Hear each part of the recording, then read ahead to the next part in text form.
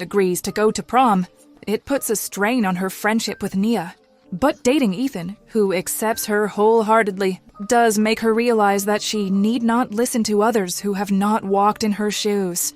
During one of her part-time cleaning duties at school, Astrid, like always, speaks very lowly of Bea.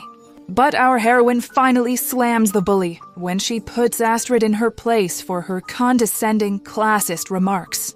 As prom approaches, Bea starts spending most of her time outside of school working to support her family as well as buying a dress for prom.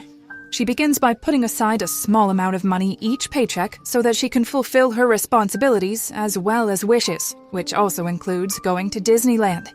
After having enough savings, she shops for a dress with Nia.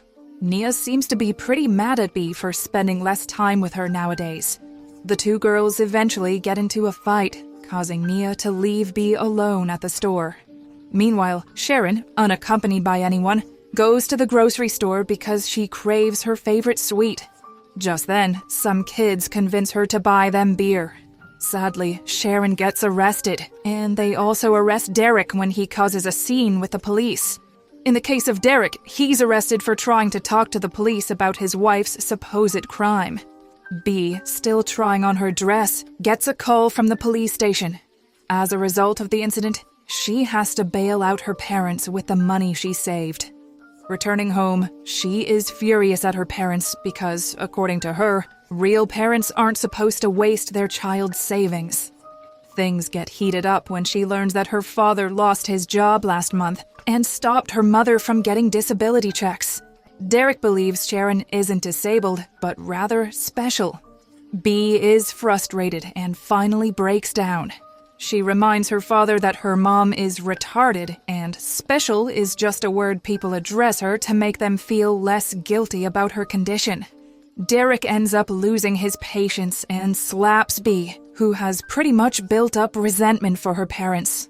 As a result, the following day at school, Bea confides in Mr. Vasquez that she has decided not to attend a fancy college because she believes her parents cannot survive without her.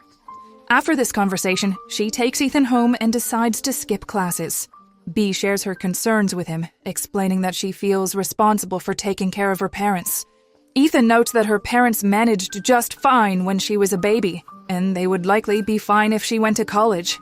He believes she's using them as a crutch to avoid facing the real world. Bea disagrees and even mentions that she might need to take care of him if his cancer were to return. Understandably, Ethan takes offense to this and breaks up with her. Despite her emotional turmoil, Bea manages to reconcile with her best friend. Nia was upset with Bea for deciding to go to prom after they made a pact not to. She goes to Nia's place and makes amends. Bea suggests they hang out together, but Nia now has a date to the prom. So Bea encourages her not to hold herself back just because Bea has canceled prom because Ethan broke up with her. Bea then helps Nia get ready for prom and then returns home. To cope with the challenges in her life, Bea decides to take control of what she can by selling tickets for the school's raffle, with hopes of winning a trip to Las Vegas so she can visit Disneyland. Feeling extremely lonely, she ends up drinking a bottle of whiskey before going out to sell the tickets.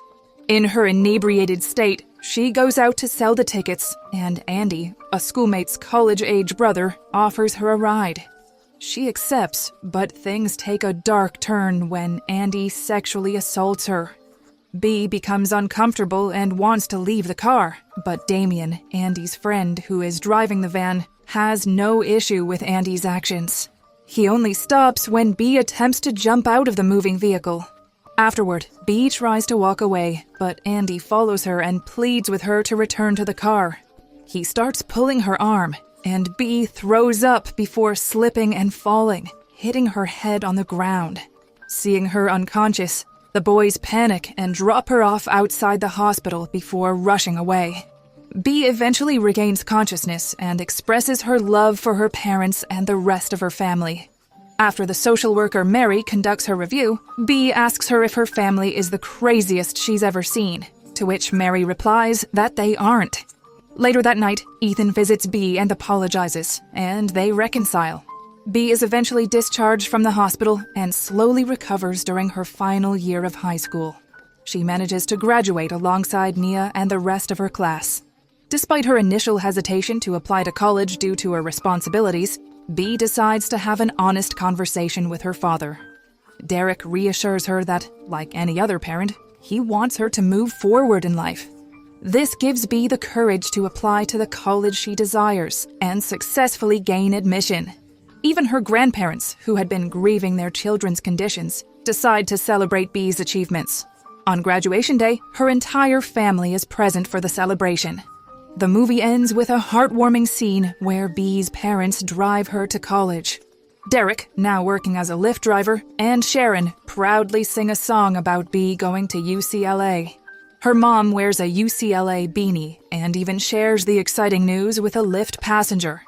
In the touching credits scene, the movie concludes with real family photos and an update that Bee is now in her 3rd year at UCLA.